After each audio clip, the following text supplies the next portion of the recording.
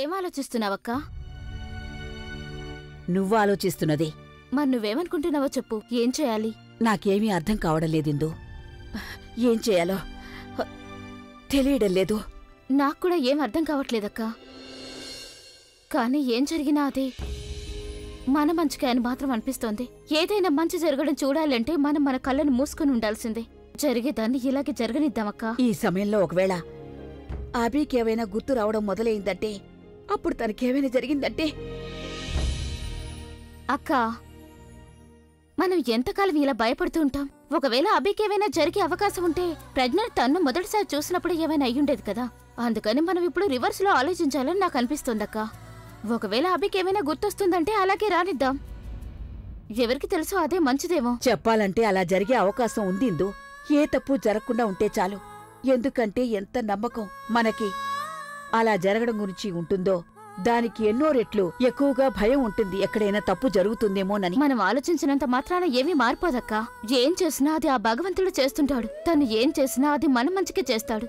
ఒకవేళ ఇప్పుడు మనం ప్రజ్ఞకి హెల్ప్ చేయలేమంటే అప్పుడు కనీసం తనని మనం ఆపకుండా అయినా ఉండాలి.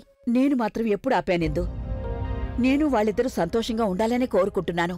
వాళ్ళిద్దరూ ఒకటవ్వాలనే కోరుకుంటున్నాను. కానీ అలా జరిగిందంటే అప్పుడు ఆ తన్ను ఏం చేస్తుంది? మళ్ళీ తను ఏమైనా తన్ను ఇక ఎవర్ని ఏమీ చేయలేదక్కా. ఈసారి ఒకవేళ ఆ తన్ను మన ప్రజ్ఞని ఏవైనా తప్పు చేయడం కాదు కదా. తప్పు చేయడం గురించి ఆలోచించినా సరే తన జుట్టుతోనే నేను తన పీకకి ఉరేసి చంపేస్తాను. నువ్వేమీ భయపడొద్దు, నేనున్నాను కదా.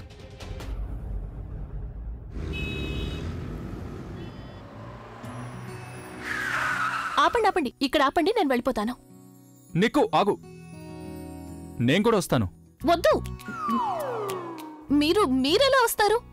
ఎంతో అద్భుతమైన మర్యాద లేని అమ్మాయి నువ్వు. నేను నిన్ను ఇంటి దగ్గర డ్రాప్ చేయడానికి వచ్చాను. నువ్వు నాకు మంచినీళ్ళు ఇవ్వడానికి బదులుగా నువ్వు నా మొహం మీద వెళ్ళిపోమని చెప్తున్నావు. అసలేంటి నీ ప్రాబ్లం? ప్రాబ్లం ఏమీ లేదు, కానీ ఏంటి? మీరెందుకు అర్థం చేసుకోవడం లేదు? నువ్వు అర్థమయ్యేలా చెప్తే కదా నాకు అర్థమయ్యేది. ఏం చెప్పాలి సార్? మీరే కదా స్వయంగా ఇంటి దగ్గర డ్రాప్ చేస్తాను అని ఆర్డర్ వేశారు. ఇంకేం చెప్పాలి? అయితే అది పెద్దగా బాగుండదు కదా సార్. అంటే బాగుండదు కదా సార్. మీరు అంత పెద్ద రాక్ స్టార్ అయ్యుండి మీ సెక్రటరీని ఇలా... నువ్వు నాకు సెక్రటరీ మాత్రమే కాదు, నువ్వు నా ఫ్యాన్ నెంబర్ 1 కూడా కదా. పైగా ఈ దెబ్బ నీకు మా ఇంట్లోనే కదా తగిలింది. అందుకని నిన్ను డ్రాప్ చేయడం నా బాధ్యత అవుతుంది. నేను నిన్ను డ్రాప్ చేయడానికి కాదు, నా సీనియర్ ఫ్యాన్ని కలవడానికి కూడా వచ్చాను. వాళ్ళ చేతి భోజనం తినడానికి వచ్చాను. కానీ ఇంట్లో అందరూ భోంచేసుంటారు. సరే, టీ తాగుతాను. పాలు రేపు పొద్దున్నే వస్తాయి. సారీ. అయితే నేను నీళ్లు తాగుతాను. ఒకవేళ నీళ్లు లేవంటే నేను మీ నాన్నమ్మతో కూర్చొని మాట్లాడతాను, గేమ్స్ ఆడుకుంటూ కూర్చుంటాను. ఇప్పుడు నీకేం ప్రాబ్లం లేదుగా. నేను గనక నీతో కలిసి నేను డ్రాప్ చేయడానికి రాలేదంటే అప్పుడు చాలా పెద్ద ప్రాబ్లం అయిపోతుంది.